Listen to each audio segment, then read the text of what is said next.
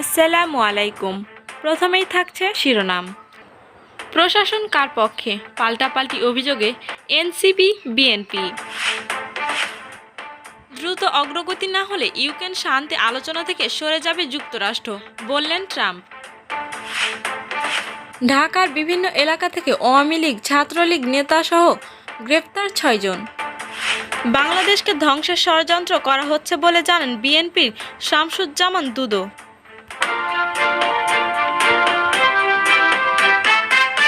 দেখছিলেন শিরোনাম, এবার জানাবো বিস্তারিত।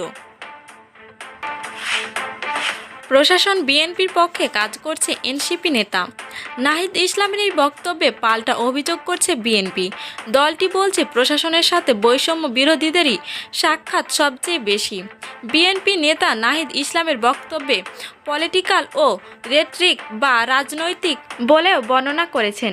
জুলাই গণঅভ্যুত্থানে ছাত্র নেতৃত্বের দল জাতীয় নাগরিক ও পার্টির এনসিপি নাহিদ ইসলাম বলেছেন, বাংলাদেশের অনেক জায়গায় প্রশাসন এখন বিএনপির পক্ষে কাজ করছে, তাই এ ধরনের প্রশাসনের অধীনে নির্বাচন করা সম্ভব নয়। গত বুধবার ঢাকায় সাফরত যুক্তরাষ্ট্রের 2 জন উপসহকারী পররাষ্ট্রমন্ত্রীর সঙ্গে বৈঠকের পর সাংবাদিকদের কাছে ওই বক্তব্য দেন মি ইসলাম। যুক্তরাষ্ট্রের প্রেসিডেন্ট ডোনাল্ড ট্রাম্প বলেছেন, শান্তি চুক্তিতে পৌঁছানোর বিষয়টিকে মস্কো ও কিয়েভ জটিল করলে রাশিয়া ও ইউক্রেনের মধ্যে আলোচনা থেকে যুক্তরাষ্ট্র সরে দাঁড়াবে। শুক্রবার ওভাল অফিসে সাংবাদিকদের তিনি বলেছেন, সুনির্দিষ্ট কয়েকদিনের মধ্যে একটি যুদ্ধবিরতি তিনি আশা করছেন না, বরং তিনি চেয়েছেন এটা দ্রুত হোক। এর কয়েক ঘন্টা আগেই পররাষ্ট্রমন্ত্রী মার্কো রুবিও অগ্রগতি সুস্পষ্ট লক্ষণ না দেখলে যুক্তরাষ্ট্র এই আলোচনা বাদ দিবে বলে সতর্ক করেছিলেন। আমরা সপ্তাহ বা মাস ধরে এই প্রচেষ্টা চালিয়ে যাব না, বলেছিলেন মি রুবিও। তিনিও বলেছিলেন যে নজর দেওয়ার মতো যুক্তরাষ্ট্রে আরও অধিকার আছে। এর মধ্যেই রাশিয়া ইউক্রেন হামলা অব্যাহত রেখেছেন।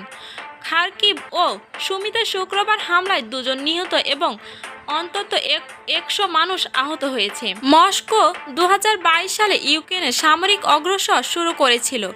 রাশিয়ান বাহিনী ধীর গতিতে হলেও ক্রমান্বয়ে দেশটি পূর্বাঞ্চলে অগ্রসর হচ্ছে।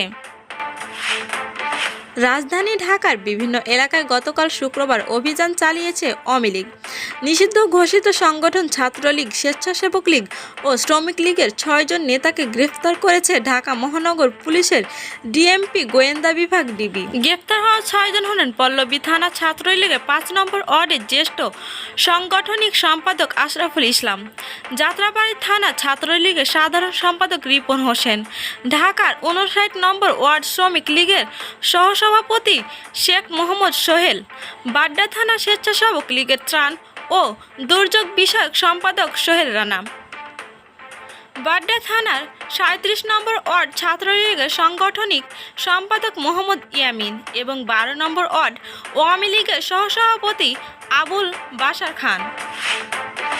বাংলাদেশকে ধ্বংস করতে নানা ষড়যন্ত্র হচ্ছে বলে অভিযোগ করেন বিএনপির ভাইস চেয়ারম্যান শামসুজ্জামান দুদু। তিনি বর্তমান সরকারকে দ্রুত প্রয়োজনীয় সংস্কার শেষ করে একটি রাজনৈতিক সরকার প্রতিষ্ঠা করার আহ্বান জানান। বিএনপির ওই নেতা বলেন, সেই উদ্যোগ না নিলে জনগণকে ঐক্যবদ্ধ রাখা কঠিন হবে। সেই জন্য সব ষড়যন্ত্র মোকাবিলায় মানুষকে ভোটাধিকার ফিরিয়ে দিতে হবে। মানুষের পছন্দের ব্যক্তিকে নির্বাচিত করার ক্ষমতা দিতে হবে। সেই নির্বাচনের মধ্যে দিয়ে একটি গণতান্ত্রিক সরকার প্রতিষ্ঠা হবে, যা শুধু দেশকে রক্ষা করতে পারবে এবং মানুষকে ঐক্যবদ্ধ রাখতে পারবে। আজ শনিবার জাতীয় প্রেস ক্লাবের সামনে দেশ বাঁচাও মানুষ বাঁচাও আন্দোলনের উদ্যোগে আয়োজিত ভারত মুসলিম নির্যাতন ও হত্যার প্রতিবাদে নাগরিক সমাবেশে তিনি এ কথা বলেন। শেখ হাসিনা নির্বাচনীয় ব্যবস্থা ও গণতন্ত্র ধ্বংসের মধ্য দিয়ে বাংলাদেশকে সব অর্থে ভারতের কৃতদাসে পরিণত করেছিলেন বলে মন্তব্য করেন বিএনপির ভাইস চেয়ারম্যান। তিনি বলেন, আমাদেরকে ঐক্যবদ্ধ থাকতে হবে।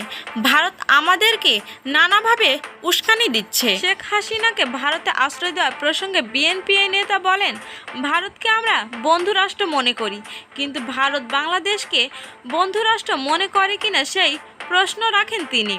প্রতিবাদের সমাবেশে প্রধান বক্তা হিসেবে বক্তব্য দেন বিএনপি চেয়ারম্যানের উপদেষ্টা আব্দুস সালাম।